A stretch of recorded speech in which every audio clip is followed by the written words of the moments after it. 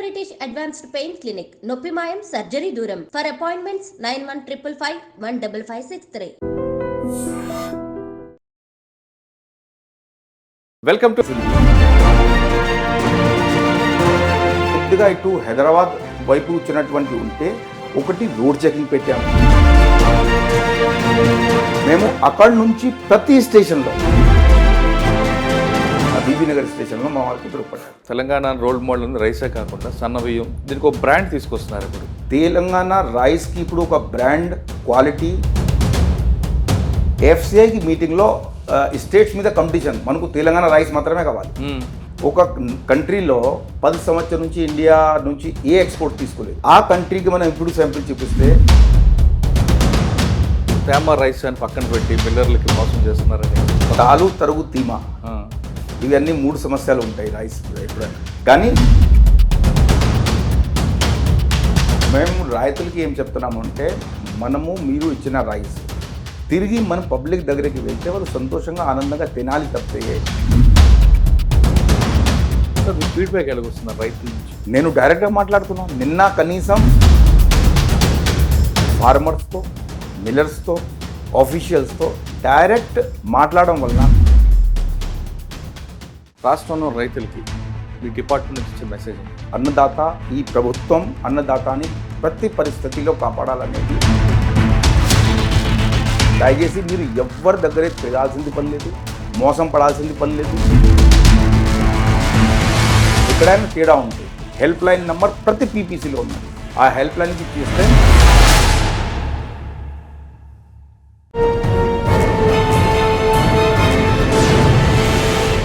Welcome to I dream. ఈ వారం మన guest one of the outstanding senior IPS officer, పేరు DS Chauhan గారు, IPS principal secretary and commissioner civil supplies Telangana. Chauhan గారు ఈ డిపార్ట్మెంట్కి వచ్చిన తర్వాత ఇక్కడ చేస్తున్న రిఫార్మ్స్ ఏంటి, ముఖ్యంగా దేశంలో వడ్లు కొనుగోలులో తెలంగాణ రాష్ట్రం రోల్ మోడల్గా ఉండడానికి ఆయన తీసుకున్న ప్లాట్ఫామ్ ఎలాగుంది, ఆయన అచీవ్మెంట్ ఎలాగుంది విషయాన్ని సార్ అంటే తెలుసుకుందాం. సార్ నమస్తే అండి. నమస్కారం మురళి గారు, very happy to see you. Sir, uniform నుంచి ఇందులోకి వచ్చారు. ఇక్కడ ఒక వర్క్ ఉంటుంది. కరెక్ట్. మీకు ఎక్కువగా లా అండ్ ఆర్డర్లను ఎక్కువ చేయడం, మీ రిఫార్మ్స్ అన్నీ కూడా దానికే పరిమితాయి. కానీ ఇక్కడ ఒక జాబ్ ఉంది. ఈ జాబ్లో మీ ఐపీఎస్ వర్క్స్ చాలా ఉంటాయి. గతంలో ఆఫీసర్లు చాలామంది పనిచేశారు. కరెక్ట్. ముఖ్యంగా తీసుకుంటే తెలంగాణలో ఇప్పుడు వడ్లు కొనుగోలు మొత్తం దేశం మొత్తమే తీసుకుంటే తెలంగాణ ఒక రోల్ మోడల్గా తయారైంది. కరెక్ట్. దానికి మీరు తీసుకున్న అచీవ్మెంట్ ఏంటి, మీరు తీసుకున్న రూల్స్ ఎలాగ ఉన్నాయి, దాంట్లో జరుగుతున్న వర్క్ ఎలా జరుగుతుంది, రిఫార్మ్స్ ఎలాగ ముఖ్యంగా తీసుకుంటే ఆ రిఫార్మ్స్ అనొచ్చా, రెవల్యూషన్ అనొచ్చా అనేది మీ ఇంటర్వ్యూలో చెప్పాల్సి వస్తుంది. అంటే ఎక్కువగా చూస్తుంటే రైతుల మీద ఆధారపడి ఉంటారు. రైతే మహారాజ్ అనేది మన తెలంగాణ గవర్నమెంట్ కూడా ఎక్కువగా దీని మీద ఎక్కువ ఫోకస్ పడి లా అండ్ ఆర్డర్ కన్నా రైతుల మీద ఎక్కువగా వాళ్ళ భరోసా కోసం వాళ్ళు చేస్తారు. రైతులు మీరు ఇటీవల కాలం జిల్లాలు తిరిగి వచ్చారు. సన్నకారు రైతులకు ఎలాగొస్తున్నాయి, సన్నం బియ్యం మీద రైతులకు ఎలా మోసపోతున్నారు, ఎక్కువగా మిల్లర్స్ ఏ విధంగా మోసాలు చేస్తుంటారు, మిల్లర్స్ని మీరు ఏ విధంగా కంట్రోల్ చేస్తుంటారు, ముఖ్యంగా చెప్పాలంటే తేమ బియ్యం, తేమ రైస్ అనేది ఒక బ్లాక్ స్పాట్ పెట్టి దాన్ని ఎలా అవాయిడ్ చేస్తున్నారు, ఇవన్నీ మీ నోటీసులు వచ్చాయి. కాబట్టి దీన్ని ఎలా మీరు కంట్రోల్ చేసుకొస్తున్నారు అనే విషయం చెప్పే ముందు, దీనికన్నా ముందు రాచకొండ కమిషనర్గా పనిచేశారు. అక్కడ మీకు మెమరబుల్ కేసు ఒకటి చెప్పండి. చెప్పిన తర్వాత సివిల్ సప్లైస్ కదా. రాచకొండ కమిషనర్ సుమారుగా నేను 1 సంవత్సరానికి పనిచేశాము. చాలా కేసెస్ ఉన్నాయి మెమొరబుల్లో ఉన్నటువంటి. ఒకటి అయితే అక్కడ ఐపీఎల్ జరుగుతూ ఉంటాయి. ఆ ఐపీఎల్ ఈసారి ఆల్మోస్ట్ ఎలక్షన్కి దగ్గరగా వచ్చాయి. సో అది కొద్దిగా ఒక పెద్ద ఛాలెంజ్ వచ్చింది. బట్ ఈసారి దాంట్లో మనము ట్రాఫిక్ పరంగా, పార్కింగ్ పరంగా మీరు ఎవరితో కనుక్కోండి, తర్వాత సీటింగ్ పరంగా ఒక పూర్తిగా ఒక బందోబస్తు స్కీమ్లో మార్పు తీసుకురావడం జరిగింది. సో ఇనీషియల్గా నేను కూడా మార్పు వచ్చేస్తే దాంట్లో ప్రజల్లో ఎంత ఫీడ్బ్యాక్ వస్తుంది అనుకోలేదు.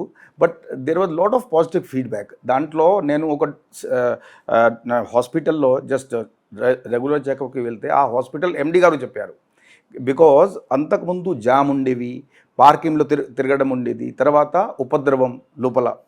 ఈ team 2 particularly India Pakistan team ఉంటే మీకు తెలుసు. ఈవెన్ ఐపీఎల్లో కూడా ఒకరొకరికి సపోర్ట్ చేస్తున్నారు. సో ఎవ్వరు కూడా అల్లరి జరగకుండా, ఎలాంటి కూడా జరగకుండా అది విజయవంతంగా జరిగింది. మరియు ఎలక్షన్ జరిగింది, మీ అందరికీ తెలిసిన విషయం. అక్కడ కూడా ఏ మాత్రం మన రాచకొండ పోలీస్ మీద ఒక చిన్న కమెంట్ కూడా రాలేదు.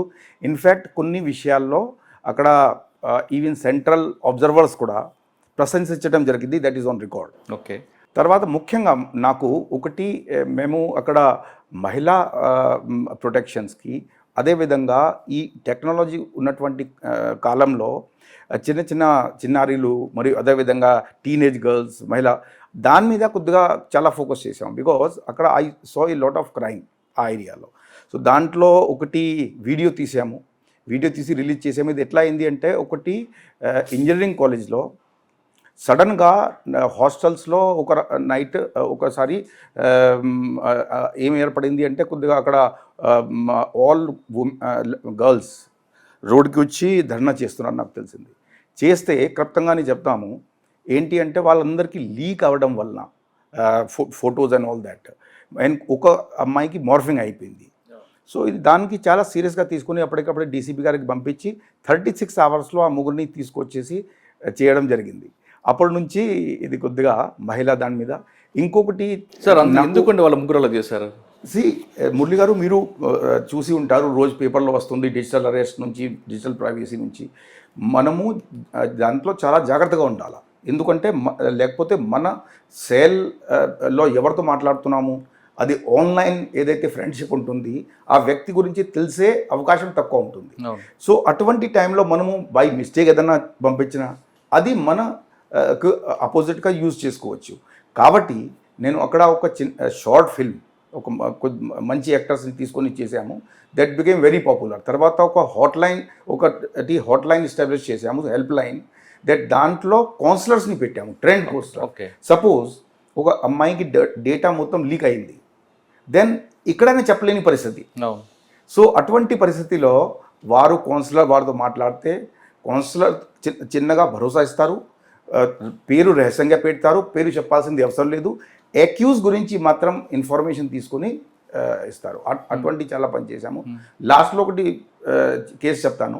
ఒక చిన్నారి, ఓన్లీ 5-6 ఇయర్స్కి ఏజ్, ఆయన్ని ఒక వెధవ కిడ్నాప్ చేసి తీసుకువెళ్ళారు. సో రాత్రి తెలిసింది, సాయంత్రం తెలిసింది. సాయంత్రం నుంచి ఆల్మోస్ట్ నైట్ అంతా వర్క్ చేసుకొని పొద్దున 10 గంటలకి, సుమారు 10:30 గంటలకి పోయి సంక్షేమంగా ఆయన్ని అరెస్ట్ చేయడం, ఆ చిన్నారికి ఏం నష్టం జరగకుండా ఇప్పుడైతే మేము వాళ్ళకి తల్లికి అప్పగించాము. అది నాకు చాలా చాలా సంతోషం అండి. సార్, ఆ కేసును మీరు 36 గంటల్లో తీసుకొచ్చారు, కానీ ఆ ట్రాక్ ఎలా పట్టారండి వాడిని? మీరు ఎందుకంటే వేరే స్టేట్కి వెళ్ళారు. 36 గంటలు కాదు, it was only some 20 hours. 20 hours దాన్ని ఎలా ట్రాక్ చేశారండి? Only CCTV? No, only CCTV ద్వారా పోలీసింగ్ ఉండదు. సమగ్రంగా ఉన్నటువంటి రిసోర్సెస్ని యూజ్ చేసుకొని, దాంట్లో ఉన్న రిసోర్స్లో ఫస్ట్ రిసోర్సెస్ బ్రెయిన్, అది యూజ్ చేయకపోతే అన్ని technology waste. So simultaneously different angles, అందరూ అటువంటి క్రిమినల్స్ వారికి లిస్ట్ తయారు చేయడం CCRBకి చెప్పడం జరిగింది. CCTV కెమెరా ట్రాక్ చేయడం, అయినా కూడా జనరల్లీ హుషియారు ఉంటారు. తర్వాత మేము ఏం చేసామంటే, కొద్దిగా ఇటు హైదరాబాద్ వైపు వచ్చినటువంటి ఉంటే ఒకటి రోడ్ చెకింగ్ పెట్టాము. తర్వాత ఇక్కడ నుంచి హైదరాబాద్ ట్రైన్ ఎక్కితే అటు పోయే అవకాశం ఉంది. సో జనరల్గా మనం ఏం చేస్తామంటే చెకింగ్ పెడతాం. అట్లా పెట్టుకోకుండా మేము అక్కడి నుంచి ప్రతి స్టేషన్లో ఒక టీం పంపించాం. అంటే ట్రైన్ ఎక్కడ హాల్ట్ అవుతుంది, ఏ హాల్ట్ ఉంటుంది, ఆ టైం చూసి ఎక్కడెక్కడ హాల్ట్ ఉంటుంది ప్రతిలో. సో ఒక స్టేషన్లో, బీబీ నగర్ స్టేషన్లో మా వారికి దొరకపడ్డారు. అంత ఈజీ దొరికాడండి? ఎంత ఈజీగా కాదు. దాని గురించి one team was getting all the information. దాంట్లో ఈ వ్యక్తి మీద కొద్దిగా అనుమానం వచ్చింది, తన ఫోటో అందరికీ సర్క్యులేట్ చేశాము. తర్వాత ఇక్కడ నుంచి అవుట్ గోయింగ్ అన్ని రోడ్ బ్లాక్ చేసి పోలీస్ చెకింగ్ చేశాము. సో ఈ 4 టీమ్స్కి కూడా కొంచెం ట్రాక్, అలాంటి వారు ఒక చిన్నది తీసుకొని ట్రైన్ ఎక్కారని ఈ సికింద్రాబాద్లో ఉన్న టీం చెప్పారు. ఓకే, అలర్ట్ చేసాం అక్కడ టీంకి. అట్లా చేస్తూ సార్, బీబీ నగర్లో 2 minutes హాల్ట్ ఉంటుంది, కానీ పర్టికులర్గా ఆ కంపార్ట్మెంట్లోకి వెళ్ళి మనం పికప్ చేయడం అంటే, because one team was travelling in every train. Right. Okay, అక్కడ నుంచి ఆ పీరియడ్లో వెళ్ళేది ప్రతి ట్రైన్లో కూడా ఒక టీం ఏర్పాటు చేశాం. సో వారు కంప్లీట్ ట్రైన్లో తిరుగుతూ, బికాస్ చిన్నారికి ఫోటో ఇచ్చాము, కొన్ని 4-5 అనుమానాస్పద వ్యక్తికి ఇచ్చాము. అతనికి ఇంటి చూస్తే మిస్సింగ్ ఉన్నాడు. సో అతని మీద ఫోకస్ చేసి సో బీబీ నగర్లో కూడా ఒక టీం, ఆ ట్రైన్లో ఉండే టీంని ఓన్లీ మఫ్టీలో ఉండి స్పాట్ చేయడం. స్పాట్ చేసి వాళ్ళు మ్యానుఫ్యాక్చర్ చెప్పారు పట్టించుకో. సార్ మీరు సడన్గా వెళ్ళేసరికి వాటి రియాక్షన్ ఏంటండి? ఆ రియాక్షన్ యాక్చువల్గా మురళి గారు మీరు వీడియో క్లిప్పింగ్ చూస్తే బాగుంటుంది, కొన్ని ఫోటోల్లో చూస్తే బాగుంటుంది. నాకు మాత్రం బాగా సంతోషంగా అనిపించింది. ఫోటో మీకు పంపిస్తాము. They were very happy. తర్వాత విక్టిమ్ పేరెంట్స్ హ్యాపీ అవ్వడం కాకుండా 20 hours లోనే విత్ ఇన్ అవర్స్ లోనే మీరు క్రిమినల్ ట్రాక్ చేయడంతో క్రిమినల్ ఎలా వాడి ఎక్స్ప్రెషన్స్ ఏంటి? వాళ్ళ ఎక్స్ప్రెషన్స్ ఇంత ఫాస్ట్ గా పోలీస్ పట్టుకుంటారా? క్రిమినల్స్ కి రియాక్షన్ గురించి మేము పెద్ద పట్టించుకోము, ఎందుకంటే మన ఫ్రెండ్లీ పోలీసింగ్ కూడా అప్పుడు ఉండే. I use to clarify, friendly policing only for friendly people. చట్టుబద్ధంగా ఉన్న వారికి ఫ్రెండ్లీ పోలీసింగ్, కానీ నేరస్తులకి ఫ్రెండ్లీ పోలీసింగ్ ఎప్పుడు నేను చేయాలి. కానీ మెదక్ ఎస్పీగా ఉన్నప్పుడు అంటే ఆ పోలీసింగ్ వేరే ఉండేది. ఏ కాలంలో, ఏ సమయంలో, ఏ అవసరాలు ఉంటే పోలీస్ దానికి ప్రకారంగా పోలీస్ రిఫార్మ్ చేసి దానికి ఉన్న సవాల్కి మనం ముఖ్యంగా ఏంటి అంటే సొసైటీ మనతో ఏం ఎక్స్పెక్ట్ చేస్తుంది, వారికి ఆశయాలు ఏంటి, ఆకాంక్షలు ఏంటి, అవి తెలుసుకొని ఆ విధంగా పనిచేయాలి. ఓకే సార్, రాచకొండ తర్వాత ఇక్కడికి వచ్చారు. కంప్లీట్గా అది పోలీస్ సంబంధం లేని డిపార్ట్మెంట్, కానీ ఇంతకుముందు ఆఫీసర్లు చేశారు. కానీ ఇక్కడికి వచ్చాక మెయిన్ ఛాలెంజ్ ఏమొచ్చింది, దాన్ని ఎలా మీరు? యాక్చువల్గా ఇక్కడ వచ్చే ముందు ఎన్ని ఛాలెంజెస్ ఉంటాయి నేను గమనించలేదు. ఇక్కడ వచ్చినాక మీకు ఫస్ట్ ఒకటి ఛాలెంజ్ చెప్తాను. ఈ డిపార్ట్మెంట్లో కొంచెం మేము ఎవరికి అది తప్పు పడటం లేదు, ఉన్న ఫ్యాక్ట్స్ మాత్రం చెప్తున్నాం. ఈ గ్రాఫ్ మీరు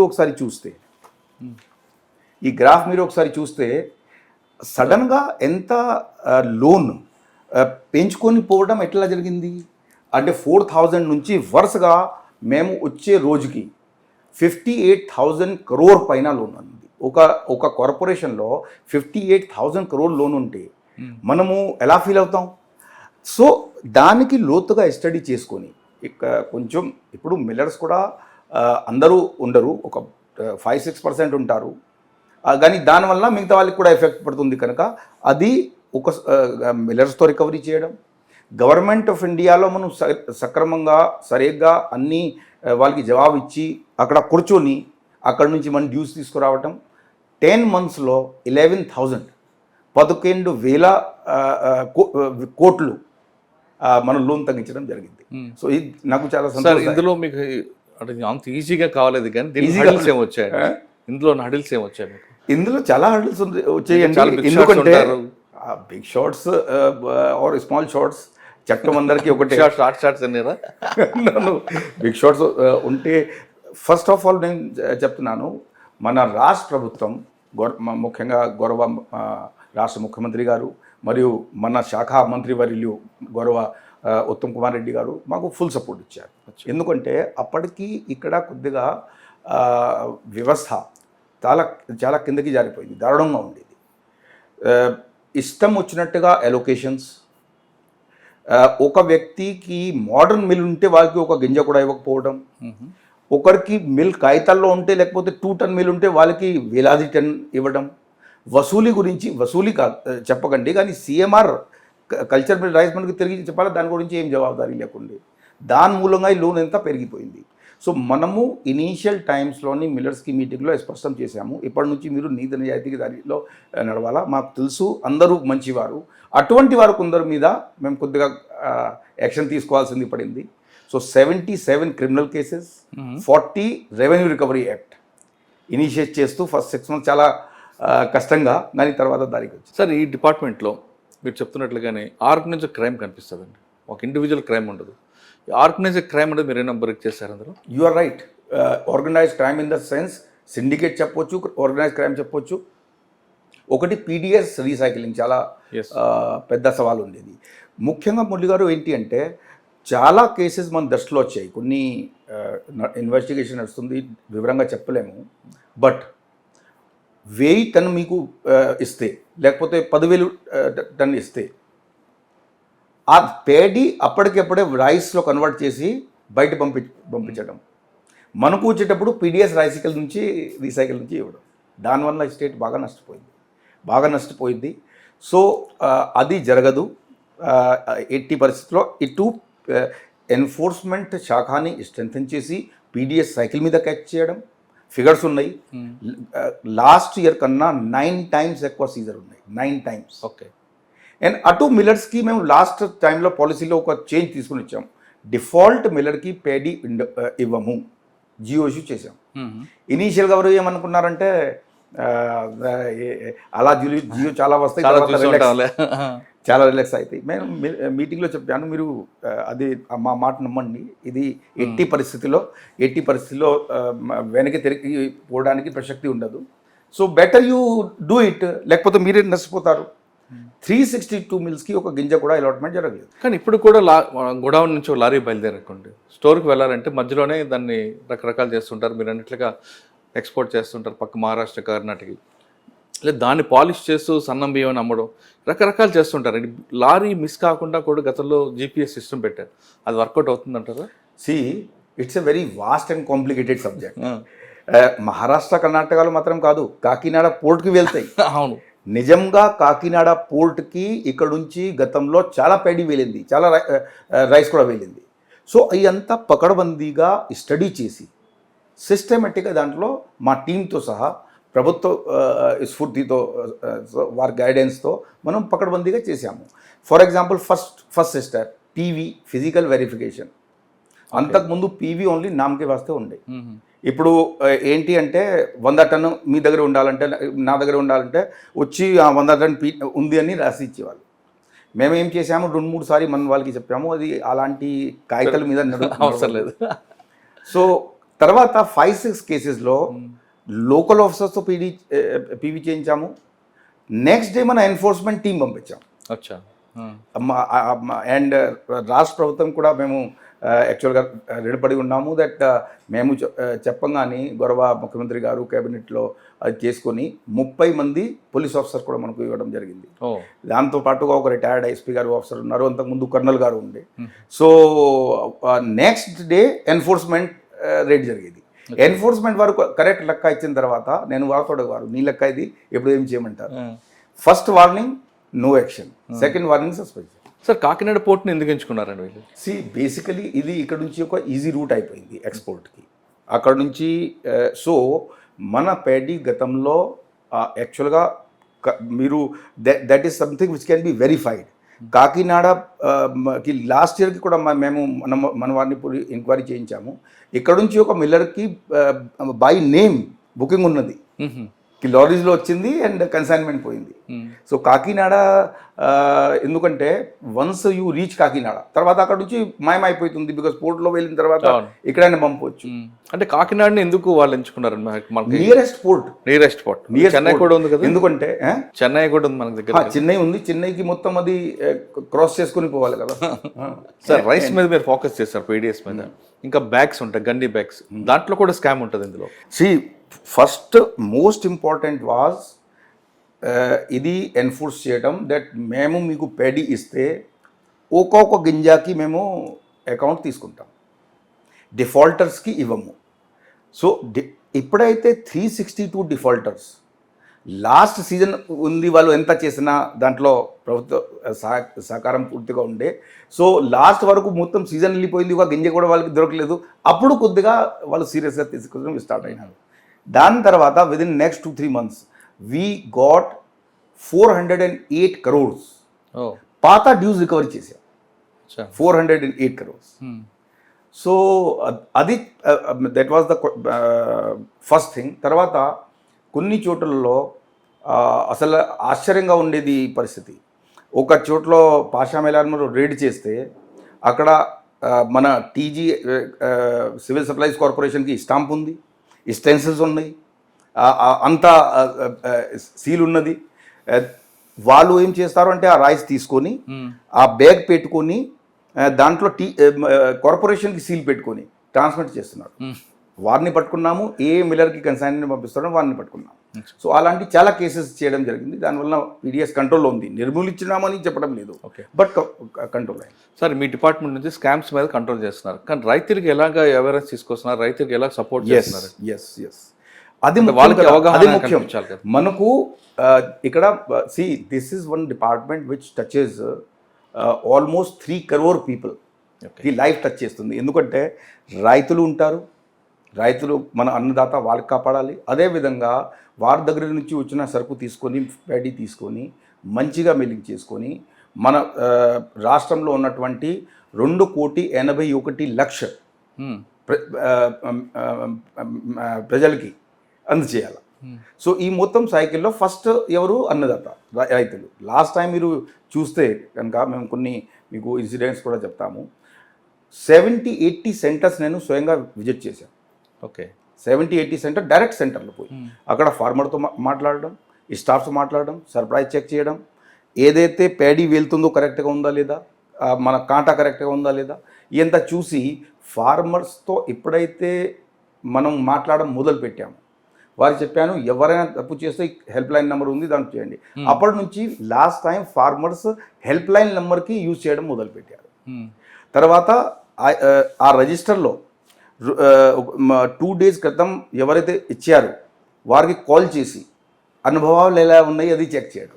అచ్చా, సో మీకు పేమెంట్ అందిందా లేదా, ఏమన్నా ఇబ్బంది, అది వీడియో కూడా ఉంది, పంపిస్తాను. అంటే మీరు డైరెక్ట్ గ్రౌండ్ రిపోర్ట్కి వెళ్తారు, ఆఫీసులో కూర్చొని గ్రౌండ్ రిపోర్ట్ తీసుకుని దాని ప్రకారం మీరు ఇక్కడ కానీ పులిస్లో కానీ మీకు అలవాటేది.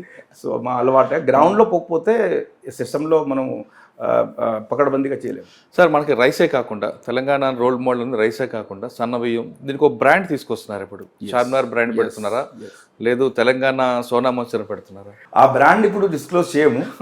ఒక విషయం మాత్రం చెప్తున్నాను, తెలంగాణ మేము ఒక ఫోటోగ్రాఫ్ కూడా మీకు చూపిస్తాం దాని తర్వాత.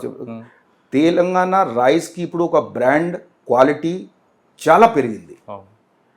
దానికి 2-3 మేము ప్రూఫ్స్ చెప్తాను. ఇప్పుడు మన లాస్ట్ సీజన్లో మనకి చాలా ఒత్తిడి ఉండేది, ఎఫ్సిఐ నుంచి మీరు రైస్ సప్లై చేయండి. ఎందుకు ఎఫ్సిఐకి మీటింగ్లో స్టేట్స్ మీద కాంపిటీషన్, మనకు తెలంగాణ రైస్ మాత్రమే కావాలి. సో బీహార్ వరకు కూడా మనం రైస్ అడిగారు. Okay, our probably for the first time our rice went to Bihar also. ఇంకొకటి, అట్లీస్ట్ 2 countriesతో మనం టాక్స్లో ఉన్నాము. ఒక కంట్రీలో 10 సంవత్సరం నుంచి ఇండియా నుంచి ఏ ఎక్స్పోర్ట్ తీసుకోలేదు, ఎందుకంటే లాస్ట్లో ఒకసారి గతంలో క్వాలిటీ బాగలేదని తీసుకోలేదు. ఆ కంట్రీకి మనం ఇప్పుడు శాంపిల్ చూపిస్తే అక్కడ నుంచి మనకు ఆర్డర్ వచ్చింది. నెగోషియేట్ ఆర్డర్ రాలేదు ఇంకా. ఆర్డర్ అంటే we have to negotiate the price. అచ్చా, సమ్ బ్రాండ్ నేమ్ పెడుతున్నారు. బ్రాండ్ నేమ్ ఇప్పుడు డిస్క్లోజ్ చేయలేము. ప్రభుత్వం మన గౌరవ మంత్రి గారితో మరి అందరితో ప్రకటించి చేస్తాం. బట్ డెఫినెట్గా విల్ కమ్ అవుట్ విత్ అది ప్రస్తుతానికి ఉన్నటువంటి ప్లాన్ ప్రకారంగా, ఓకే, ఉన్న ప్రొక్యూర్మెంట్ ప్రకారంగా అవర్ ఫస్ట్ మనం ముందు బాధ్యత రేషన్ కార్డు ధారకులకి. అచ్చా, మిగిలితే ఖచ్చితంగా బ్రాండింగ్ చేసి జనరల్ పబ్లిక్ కూడా. ఓకే సార్, రైస్ కాకుండా ఇంకా తెలంగాణలో ఇంకా కందిపప్పు ఉంది, తాండూరు కందిపప్పు అని, లేదా వరంగల్లో మిర్చి అని, వరంగల్లో పత్తి, ఇంకా రకరకాల ప్రోడక్ట్స్ మనకు పండుతుంటాయి తెలంగాణకి. వాటిని ఎలా మీరు కమర్షియల్ చేస్తుంటారు, ఇంకా దాన్ని డెవలప్ చేయాలని ఏం చెప్పారు? యాక్చువల్గా మీరు కరెక్ట్ క్వశ్చన్ అడిగారు. బట్ ఇది వేరే క్రాప్స్కి, ఫర్ ఎగ్జాంపుల్ బేస్, కాటన్, అది అగ్రికల్చర్ డిపార్ట్మెంట్ ప్రస్తుతానికి చూస్తున్నారు. కానీ మన ఓన్లీ ఎడిబుల్. దాంట్లో గవర్నమెంట్ లెవెల్లో ఎప్పుడైనా ఆదేశాలు మనకు వస్తే ప్రస్తుతానికి మనం సప్లై చేసేది రైస్, వీట్ అండ్ షుగర్. గోధుమలు సప్లై చేస్తున్నాము, చక్కెర సప్లై చేస్తున్నాం, రైస్ సప్లై చేస్తున్నాం. భవిష్యత్తులో ఒకవేళ ప్రభుత్వం వైపు నుంచి ఆదేశాలు వస్తే అది కూడా చూస్తాం. ఓకే సార్, నల్గొండ జిల్లాలో కానీ కొన్ని జిల్లాలో తేమ రైస్ అని పక్కన పెట్టి మిల్లర్లకి మోసం చేస్తున్నారని కొంతమంది రైతులు ఆవేదన చెందుతున్నారు. నేను నిన్న మీటింగ్లో కూడా చెప్పాను, తాలు, తరుగు, తీమ, ఇవన్నీ 3 సమస్యలు ఉంటాయి రైస్ మీద ఎప్పుడైనా. కానీ అంతకుముందు గతం నుంచి ఇప్పుడు చాలా అవేర్నెస్ వచ్చింది. మేము రైతులకి ఏం చెప్తున్నాము అంటే, మీరు ఇచ్చిన రైస్ తిరిగి మన పబ్లిక్ దగ్గరికి వెళ్తే వారు సంతోషంగా ఆనందంగా తినాలి తప్పితే మళ్ళీ మేము అమ్మేస్తాము, రీసైకిల్ ఉంటుంది. దాంట్లో మన రాష్ట్ర ప్రభుత్వం, ముఖ్యంగా మన గౌరవ ముఖ్యమంత్రి గారు మరియు గౌరవ సివిల్ సప్లైస్ మినిస్టర్ గారు ఒక మంచి స్టెప్ ఏం తీసుకున్నారంటే, 500 బోనస్ ఇచ్చి సన్న రకం పేడి కొనాలి.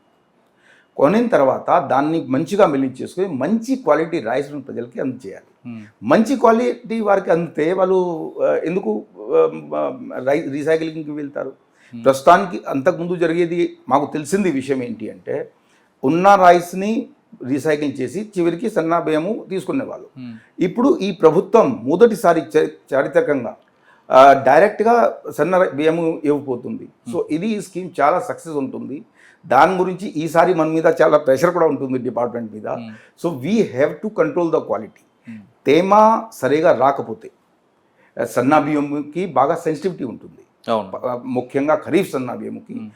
సో డిస్కలరేషన్ స్టార్ట్ అయిపోతుంది. ఓకే. అది డిస్కలరేషన్ అయితే బ్లాకిష్ అయిపోతుంది. సో మేమేమంటున్నామంటే మేము రైతులకి సహాయం పడుతున్నాం. అన్ని ఈక్విప్మెంట్ మన మార్కెటింగ్ డిపార్ట్మెంట్తో చెప్పి మనమే కొనుక్కుంటున్నాం. మీరు తీసుకువస్తే మీరు ఉన్నంత వరకు అపీల్ చేస్తున్నాము, మీరు క్లీనింగ్ చేయండి. దాని తర్వాత ఒకవేళ అవసరం ఉంటే మేము క్లీనింగ్ చేస్తున్నాము, మేము వారికి ఆర్ఎస్ దానికి పూర్తిగా మద్దతు ఇస్తున్నాము. ఇప్పుడు అతి త్వరగా కొన్ని డ్రయర్స్, మెకనైజ్డ్ డ్రయర్స్ కూడా ఆర్డర్ చేశాము, అవి కూడా వస్తాయి. సో అన్ని రకంగా సహాయం పడతాం, కానీ క్వాలిటీలో మాత్రం కాంప్రమైజ్ ఉండదు. ఓకే సార్, మీకు ఎక్కువగా రైతుల మీద ఎక్కువ ఇంట్రెస్ట్ ఉంది కాబట్టి మీ డిపార్ట్మెంట్ కూడా డైరెక్ట్గా కింద వరకు వెళ్ళి మాట్లాడుతున్నారు.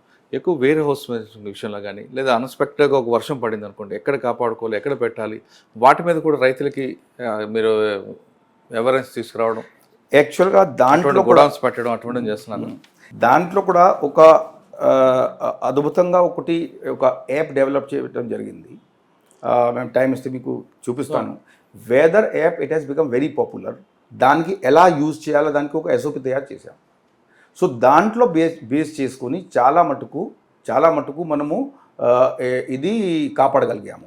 ఇప్పుడు నిన్న కూడా మనం ఏం చెప్పి వచ్చినామంటే, ఇక్కడెక్కడైతే మీకు వర్షానికి అంతకుముందు పంపించాము, ఇప్పుడు కూడా పంపిస్తున్నాము, డైలీ అలర్ట్స్ పంపిస్తున్నాం ప్రతి జిల్లాకి. అంటే ఎక్కడ వర్షం పడుతుందని మెసేజ్, వర్షం, థండర్ స్ట్రోమ్ అలాంటివి కూడా రావచ్చు కదా. సో అటువంటి చేస్తున్నాము.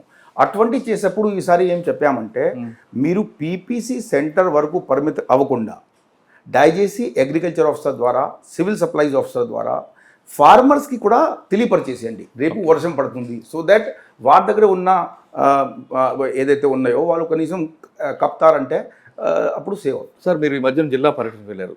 అక్కడ వెళ్ళిన తర్వాత మీకు ఎటువంటి ఇష్యూస్ మీకు ఐడెంటిఫై చేస్తారు, వాటిని ఎలా మీరు సార్ట్అవుట్ చేస్తారు? మేము అదే చెప్తున్నాను. ఫస్ట్ మేము ఫీల్డ్లో తిరుగుతాము, తర్వాత ఒక జిల్లా కలెక్టర్ గారితో సహా మీటింగ్ పెట్టడం జరుగుతుంది. సో దాంట్లో స్పష్టంగా అన్ని పాయింట్స్ చెప్పాము. అంటే ఐడెంటిఫై చేసినవి ఏమున్నాయండి? ఎక్కువ ఐడెంటిఫై చేసింది ప్రస్తుతానికి తాలు, తరుగు, తీమ, ఈ ఒకటి ప్రాబ్లం ఉంది. కొంతమంది రైతులకు అవగాహన లేకపోవడం, ఎందుకంటే వాళ్ళ దగ్గర సన్న రకం పెడి ఉంటే వాళ్ళు ముఖ్యమైన 28 రేట్ ఇస్తున్నాం కనుక వారికి కూడా అవగాహన లేకపోతే ప్రైవేట్ వారు తక్కువ రేట్లు తీసుకుంటారు. So we're creating farmer awareness. మీ దగ్గర సన్నా ఉంటే ఖచ్చితంగా మీరు దాన్ని సెంటర్లో ఇవ్వండి, మీకు మంచి రేటు వస్తుంది. ఒకవేళ దానికన్నా ఎక్కువ, ప్రస్తుతానికి మార్కెట్ హై ఉన్నది, సో దానికన్నా ఎక్కువ రేట్ ఎవరైనా ఇస్తున్నారంటే నో ప్రాబ్లం. సో అది ఫస్ట్ స్టెప్. సెకండ్ స్టెప్ అంటే కరెక్ట్ పండిన ఉన్నప్పుడు మాత్రం తీసుకోరండి. థర్డ్ స్టెప్, హార్వెస్టర్ని ఎలా ఉపయోగం చేయాలి, హార్వెస్టర్ని యూజ్ ఎలా చేయాలా, అది కూడా మేము వారికి కొద్దిగా చెప్తున్నాము. దట్ హార్వెస్టర్ చాలామందికి తెలియదు, 18 to 20 RPMలో పెట్టాలి. ఓకే, అప్పుడు మీకు తాలు, తరుగు తగ్గుతుంది. అచ్చా. సో అటువంటి అన్ని విషయాలు జిల్లా అధికారులకి మరియు తదుపరి వారి ద్వారా మన రైతులకి అవేర్నెస్ క్రియేట్ చేయడం వలన అయింది. ఇంకొకటి చాలా ముఖ్యమైన విషయం, మీరు సొంతగా కనుక్కోండి. అంతకుముందు కొన్ని మిల్లర్ ద్వారా అన్అథరైజ్డ్ కట్స్ ఉండేది, పీపీసీలో కూడా కట్ ఉండేది. అంతా కట్ని కట్ చేయడం జరిగింది. ఇప్పటికీ 1 kg వరకు కంప్లైంట్స్ కొన్ని వస్తున్నాయి తప్పితే మిగతా ఏ మాత్రం కంప్లైంట్ రావట్లేదు.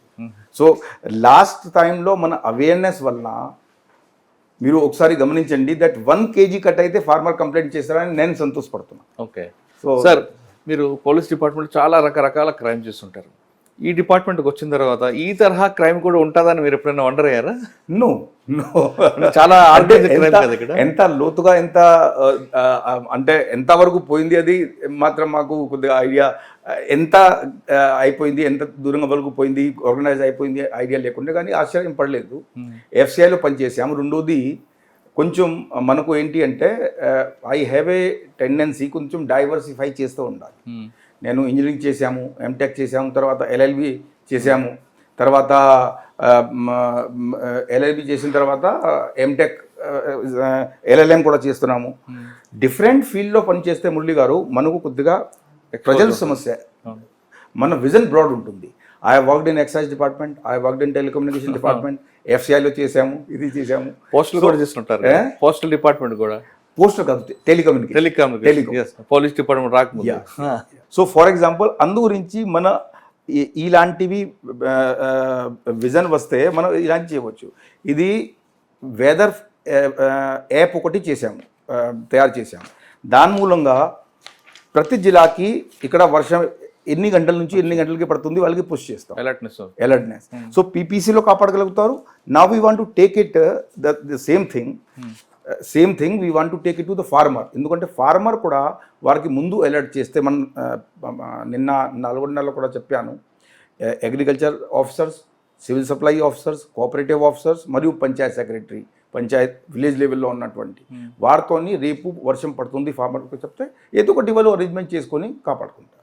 సార్ మీకు ఫీడ్బ్యాక్ ఎలాగొస్తున్నారు రైతుల నుంచి? నేను డైరెక్ట్గా మాట్లాడుతున్నాను. నిన్న కనీసం అట్లీస్ట్ 50 మెంబర్స్తో నిన్ననే మాట్లాడినా, 50 మెంబర్స్ రైతుతో నిన్ననే మాట్లాడడం జరిగింది. వాళ్ళతో అడుగుతున్నాము మీకు ఏం సమస్య వస్తుంది, ఏం చేస్తే బాగుంటుంది, కొంత చేస్తాం. సో ఫార్మర్స్తో, మిల్లర్స్తో, ఆఫీషియల్స్తో డైరెక్ట్ మన మాట్లాడడం వలన, డిస్కషన్ వలన ఫీడ్బ్యాక్ వస్తుంది. That is number 1. నెంబర్ 2 మన ఆఫీసర్స్ వలన ఫీడ్బ్యాక్ వస్తుంది. నెంబర్ 3 విజిలెన్స్ అండ్ ఎన్ఫోర్స్మెంట్ డిపార్ట్మెంట్కి స్ట్రెంథనింగ్ చేసిన తర్వాత కూడా ఫీడ్బ్యాక్ వస్తుంది. ఓకే సార్, ఇక్కడ మీరు చాలా కేసులు పెట్టారు, కేసులో కన్విక్షన్ వస్తుందంటారా? కేసు పెట్టడం మన ప్రయారిటీ కాదు మురళి గారు. మన సరుకు ఇట్స్ ఏ పబ్లిక్ ప్రాపర్టీ, అంటే ప్రజల ఆస్తి, వారి కోసం. సో ఎంత రావాల్సింది సరుకు మనకు వాపసు వచ్చేస్తే కేసులు చేయాలని లేదు. ఇనీషియల్గా కొంతమంది ఎట్లానే నడుస్తుంది అని అనుకొని కొంతమంది మీద చేసాము. But we don't want to use that. ఇప్పటికీ చాలా అవేర్నెస్ వచ్చింది. బట్ ఒకటి మాత్రం ఉన్నది, దట్ వారికి అది స్పష్టంగా చెప్పాము, మేము 100 kg మీకు పెడి ఇస్తే రూల్ ప్రకారంగా మీరు 67 రైస్ మనకు రావాలా, రాకపోతే మాత్రం ఇబ్బంది. సో 77 క్రిమినల్ కేసు పెట్టాము, 40 కేసెస్లో రెవెన్యూ రికవరీ యాక్ట్. కానీ కొంతమంది మీరు అన్నట్లుగా చాలామంది కమిషనర్లు వస్తారు, చాలామంది ప్రిన్సిపల్స్ వస్తారు, మనకు స్టాండర్డ్ అయిపోయి అనుకునే వాళ్ళకి మీరు ఇచ్చే మెసేజ్ ఏంటి? I can tell only one thing, yes చాలామంది వస్తారు. నేను ఏదో ఆకాశం నుంచి అవతరించిన మనిషి కాదు. బట్ నేను ఉన్నంత వరకు మన రాష్ట్ర ప్రభుత్వం ఇచ్చినటువంటి సపోర్ట్, స్ఫూర్తి వలన ఇలాంటి ఈ నీతి నిజాయితీగా ఉంటే మాత్రం ఉంటుంది, అదర్వైజ్ కంటిన్యూ కొనసాగుతుంది. ఇప్పటికీ మీకు కొద్దిగా ఆశ్చర్యంగా అనిపిస్తుంది, మీరు you can talk to some millers, they are also happy. Because వారికి మనము టైంలో మీరు వస్తే మీకు రావాల్సింది నిధి టైంలో ఇస్తాం. ఒక ఎగ్జాంపుల్ ఇస్తున్నాము, గత 5 సంవత్సరం నుంచి రైస్కి ఏమాత్రం ఛార్జ్ రాలేదు. ఓకే, 900 కోట్లు ఛార్జెస్ ట్రాన్స్పోర్టేషన్ లాస్ట్ 5 yearsకి, మన పీరియడ్ కాదు, మన గవర్నమెంట్ ఆఫ్ ఇండియా నుంచి తీసుకొచ్చి వారికి రిలీజ్ చేయడం జరిగింది. సో ఛార్జ్ మీకు అన్నీ వస్తుంది. అండ్ ఈ మధ్యలో ప్రభుత్వం తన ఒక గొప్పతనంతో, మంచి ఆలోచనతో మిల్లింగ్ ఛార్జెస్ కూడా పే చేయడం జరిగింది. కానీ బకాయిలు ఉండిపోతున్నాయి కదండి. No I have all the figures. లాస్ట్కి బకాయా ఎంత ఉండే, మేము ఒక ఫిగర్స్ చెప్తాను, తర్వాత మీకు కాపీ కూడా ఇస్తాను. లాస్ట్ 10 yearsలో ఎంత అయితే బకాయా వసూలు జరిగింది, దానికి ఇప్పటికీ వసూలు మనకి 5 times ఉంది. ఇంకా సంవత్సరం క్లోజ్ అవ్వలేదు. సో బాకీ ఉన్నాయి, బట్ వస్తున్నాయి. That the important thing is బాకీ చాలా వస్తుంది. అండ్ ఓన్లీ మన ఈ ప్రభుత్వ పీరియడ్కి మాత్రమే కాదు, పాత బాకీలు కూడా వస్తున్నాయి. అది ఒక పాజిటివ్ సైన్ అని మేము చూస్తాం. ఓకే సార్, గవర్నమెంట్ ఇది ఈ మిషన్ మీద చాలా ఎక్కువ ఫోకస్ చేస్తుంది, సివిల్ సప్లైస్, ఎందుకు రైతులకు ఎక్కువ ప్రాధాన్యత. ఈ మిషన్ కంప్లీట్ చేయడానికి మీకు ఎలాంటి సపోర్ట్ కావాలి? నిజం చెప్పాలంటే మన రాష్ట్ర ప్రభుత్వం మనకు ఈ మిషన్ కంప్లీట్ చేయడానికి ఏమేమి సపోర్ట్ కావాలా ఫుల్ సపోర్ట్ ఇస్తుంది. ఇచ్చిన సపోర్ట్, ఇచ్చిన ధైర్యం, ఇచ్చిన కంప్లీట్ మేము దాంట్లో అందరికీ తెలవాలి. ఇది రాష్ట్ర ప్రభుత్వానికి కూడా రైతులకి ఇటు కాపాడాలి, ఇటు రేషన్ కార్డు ధారకులకి ఎంత ఏది రాంగ్ ఇది వరకు జరిగింది, చెడిపోవడం ఇదంతా, తర్వాత పీడిఎస్ రీసైక్లింగ్ కానీ, బయట పంపించడం కానీ, ప్యాడీని అమ్మేసేయడం కానీ, షార్టేజ్ ఆఫ్ స్టాక్ అది చెల్లదు. దాంట్లో రాష్ట్ర ప్రభుత్వం పూర్తిగా దృఢ నిశ్చయంతో ఉన్నారు. దానికి మేము చేస్తున్నాము. సో మనకు అన్ని సపోర్ట్ ఉన్నాయి. ఒక ఎగ్జాంపుల్ చెప్తున్నాము, 330 mills పీవీ చేస్తే పాత రబీకి షార్టేజ్ 20% వచ్చింది. అంటే 100 బస్తాలు ఉంటే 80 బస్తాలు ఉన్నాయి. ఇప్పుడు ఈ సంవత్సరంకి ఓన్లీ 0.25% షార్టేజ్ వచ్చింది. 0.25. సో 0.5 వరకు పర్మిసిబుల్ ఉంది. ఎందుకంటే రైస్ని స్టోర్ చేస్తే, ప్యాడీని స్టోర్ చేస్తే ధీమా తగ్గిపోతూ ఉన్నది, వెయిట్ ఉన్నది. So this it self shows that అది మార్పు కొంచెం వస్తుంది. కానీ మార్పు వచ్చింది అనుకొని మనం పడుకుంటామని కాదు, కంటిన్యూ ఉండాలి, మెల్కొని ఉండాలి, అది కంటిన్యూస్గా ఫీల్డ్లో ఫోకస్ చేస్తూనే ఉండాలి. సో అది ఖచ్చితంగా చేస్తాము. అండ్ మా టీం కూడా, ఇప్పుడు మీరు టీంతో కూడా మాట్లాడవచ్చు, మన ఆఫీసర్స్ కూడా, వారికి కూడా ఈ మార్పు అర్థం వచ్చి పూర్తిగా నీతి నిజాయితీగా చిత్తశుద్ధితో మనస్ఫూర్తిగా పనిచేయడానికి సిద్ధంగా ఉన్నాం. ఓకే సార్, ఫైనల్గా చెప్పండి, రాష్ట్రంలో రైతులకి మీ డిపార్ట్మెంట్ నుంచి ఇచ్చే మెసేజ్ ఏంటంటే? రైతులకి మేము చెప్పే మెసేజ్ ఒకటే ఉన్నది, మీరు అన్నదాత, ఈ ప్రభుత్వం అన్నదాతని ప్రతి పరిస్థితిలో కాపాడాలనేది ఒక ఉక్కుపాదంతో అన్ని దాంట్లో అడ్డంగా వచ్చిన దానికి దూసిపోవాలనేది చెప్పడం జరుగుతుంది. సో దయచేసి మీరు ఎవరి దగ్గరే తిరగాల్సింది పని లేదు, మోసం పడాల్సింది పని లేదు. మీ ప్యాడీ ఉంటే మీ వడ్లు ఉంటే చక్కగా మీరు సెంటర్కి తీసుకొచ్చేసేయండి. కొంచెం అగ్రికల్చర్ ఆఫీసర్ చెప్పిన సలహా పాటించండి. మరియు దాని తర్వాత పీపీసీ సెంటర్లో కూడా కొంచెం తేడా ఉంటే మనం ఎక్విప్మెంట్ పెట్టి మా స్టాఫే మీకు చేస్తారు. అండ్ మ్యాక్సిమం 2 to 3 డేస్లో మీకు అకౌంట్లో పడిపోతుంది. దాంట్లో ఎక్కడైనా తేడా ఉంటే, కట్ ఉంటే, ఏమన్నా పరేషాని ఉంటే హెల్ప్ లైన్ నెంబర్ ప్రతి పీపీసీలో ఉన్నది. ఆ హెల్ప్ లైన్కి చేస్తే 24 గంటల్లో పరిష్కారం. దళారులను నమ్మద్దు, డైరెక్ట్గా అవసరం అంటే మాకు సంప్రదించినట్టున్నారు చౌహాన్ సార్. ఈ డిపార్ట్మెంట్ మీకోసం ఉంది కాబట్టి మీరు ఎప్పుడైనా సరే 24 గంటలు హెల్ప్ లైన్లో సంప్రదించండి. బ్రోకర్లు నమ్మి మోసపోవద్దంటూ ఆయన సలహా ఇస్తున్నారు.